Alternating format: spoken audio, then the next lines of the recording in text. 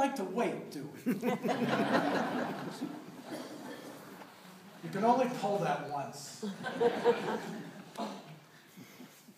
We don't like to wait. And yet, all of the readings, as we begin Advent, tell us to wait and to watch. We don't like to wait. We don't particularly care to watch either. And it's not just our generations. That first reading from Isaiah, how powerful is that? Think about where those people were coming from. This is taken from the end of the book of Isaiah. At the beginning of the book of Isaiah, the people have been ripped out of Palestine and have been taken into captivity in Babylon. It's now generations later, and finally they have been released.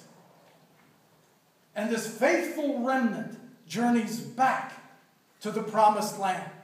Think about how they have waited for this moment, how they have looked forward to this moment. We're going back to the promised land. Here we are. And what do they find when they get there? The land is overgrown. The great temple has been destroyed. There's nothing there for them. And it's in the midst of that nothingness, after all of this great expectation of going back home and finding nothing the way it was, that you hear those words we heard proclaimed tonight. Lord, would that you would rend the heavens and come. Why don't you fix what's wrong around us? Sound familiar? Look around us. All of the things that seem to be wrong in our society, in our world today.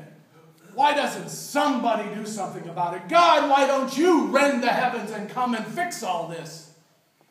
Oh, that the Lord would come and do that. It's made worse in our day because we've gotten so used to not having to wait.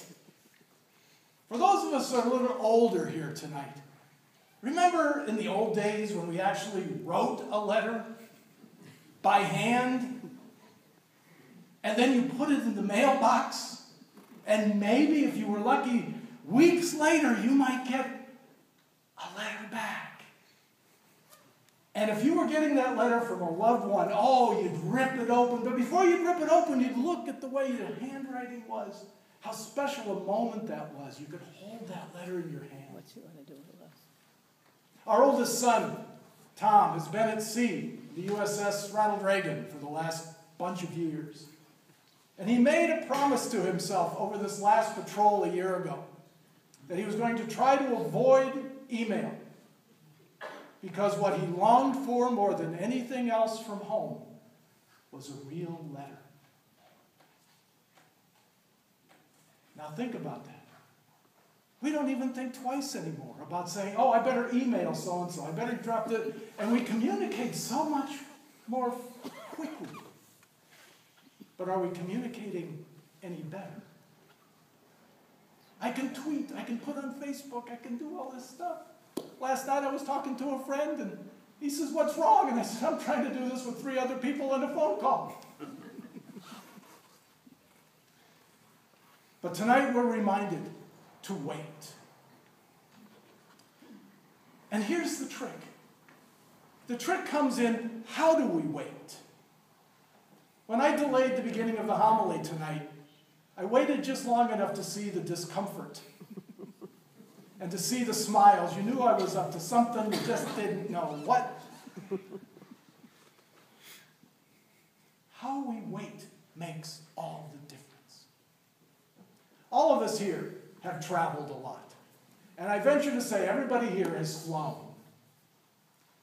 Now, imagine 2 scenarios, all taking place at an airport. One is when we're getting ready to leave. Now, we know when the flight's leaving. And we know we have to be at the airport so long in advance. That is a fixed time. We know when it's coming. So how do we prepare for that? Well, if you're like me, it's a little bit of a madhouse at home. Am I going to take this shirt that you're wearing? I don't care about the mess in the house. Diane will clean that up later. I got this stuff. No. I get my bag together, and off we go. And then what happens? Get through security. I don't mind if I'm 2-3 hours ahead.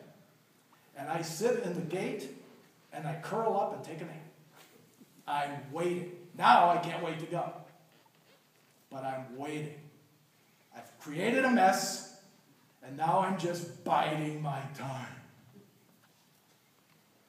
Reverse the scenario. You've got a loved one coming in on a plane. You know when that plane is going to land. How do you wait for that plane? How do you wait for that moment? You probably started weeks ago. If this is a person you haven't seen in a long time, you started by cleaning the house. You started by getting everything in the house that this person will love and will want. And then you get to the airport. Now again, I'm asking some of you who are older, remember the days when you didn't have to stay on the other side of security and you could go wait at the gate for somebody to come? And here you've got this group over here that's just, when's my flight going to leave? And you got this group going, here they come. Here they come. What we are called to in Advent is that second kind of waiting. That active waiting, that joy-filled waiting. I can't wait for this to happen. And I'm going to do everything I can to get ready, to prepare. That's what this is about. It's all about welcoming that other person. This is not a boring kind of waiting. This is an active, loving waiting. We don't like to wait. We don't like to be watchful. But that's exactly what we need to be. Because we don't know when Christ will come.